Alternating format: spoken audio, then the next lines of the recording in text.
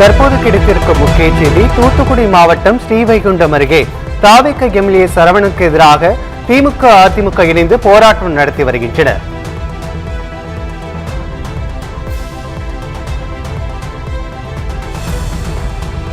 ஐம்பது ஆண்டுகளாக செயல்பட்டு வரும் ஏரல் வாரச்சந்தை எம்எல்ஏ சரவணன் உத்தரவால் மூடப்பட்டதாக கூறி திமுகவும் அதிமுகவும் இணைந்து போராட்டத்தில் ஈடுபட்டு வருகின்றனர்.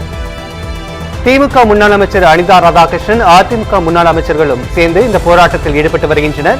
இது குறித்த கூடுதல் விவரங்களை வழங்குவதற்காக எமது செய்தியாளர் மணிகண்டன் இணைப்பில் இருக்கிறார். வணக்கம் மணிகண்டன். திமுகவும் அதிமுகவும் இணைந்து போராட்டத்தில் ஈடுபட்டு வருகின்றனர். இது குறித்த கூடுதல் விவரங்களை பதிவு செய்யலாம். வணக்கம் ராஜேஷ்.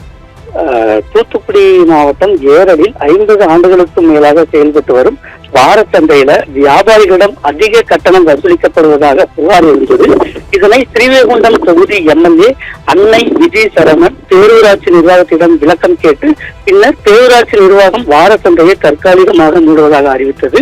இந்த அறிவிப்பால வியாபாரிகளும் பொதுமக்களும் சிரமத்திற்கு ஆளான நிலையில் வாரச்சந்தை நடைபெறும் நாளில் பலத்த போலீஸ் பாதுகாப்புடன் சந்தை மீண்டும் செயல்பட எம்எல்ஏ சரவணன் நடவடிக்கை எடுத்து சந்தையை மீண்டும் திறந்து வைத்தார். இதற்கிடையில முன்னாள் அமைச்சர்கள், அதாவது திமுகவை சேர்ந்த அனிதா ராதாகிருஷ்ணன், அதிமுகவை சேர்ந்த எஸ்.பி. சண்முகநாதன் உள்ளிட்ட திமுக, அதிமுக, பாஜக, அமமுக பேரூராட்சி அலுவலர் போராட்டத்தில் ஈடுபட்டார்கள். ஆனால் பேரூராட்சி செயல் அலுவலர் கூறும்போது தன்னை யாரும் மிரட்டவில்லை என்றும் போக்குவரத்துக்கு இடையூறு இல்லாத மாற்று இடத்தில் வாரச்சந்தையை நடத்த நடவடிக்கை எடுக்கப்பட்டதாகவும் அவர் கூறினார். மேலும் இது குறித்து எம்எல்ஏ சரவணன் கூறும்போது அதிக கட்டணம் வசூலிக்கப்படுவதாக வந்த புகாரின் அடிப்படையிலே தான் தலையிட்டேன். வியாபாரிகளும் பொதுமக்களும் பாதிக்கப்படாமல் இருக்க வேண்டும் என்பதற்காக வாரச்சந்தை மீண்டும் நடைபெற நடவடிக்கை எடுத்துள்ளேன். என் மீது தவறான தகவல் பரப்பப்படுகிறது என்றும் அவர் விளக்கமளித்திருக்கிறார். இந்த சம்பவம் ஒரு முக்கியமான கேள்வியை தான் எழுப்புகிறது.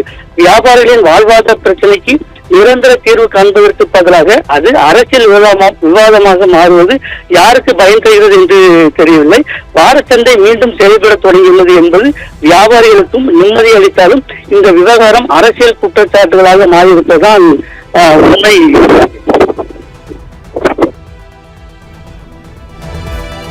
கூடுதல் விவரங்களை வழங்கியமைக்கு நன்றி மணிகண்டன்.